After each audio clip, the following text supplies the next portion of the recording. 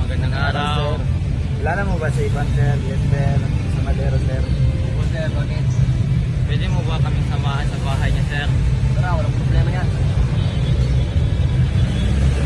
A few moments later.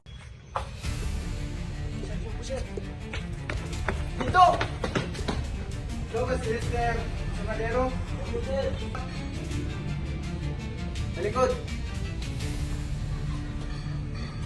Dito. Dito ka. Ikaw ay naaresta sa salang pagpatay sa Dilagita. Ikaw ay katayapatang manahimik o magsawalang ibo. Ano man ang iyong sabihin ay maaaring gamitin pabor o laban sa iyo sa anumang hukuman.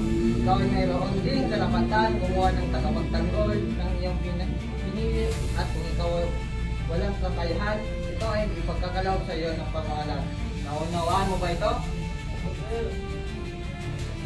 Dito ka naman paliwanag.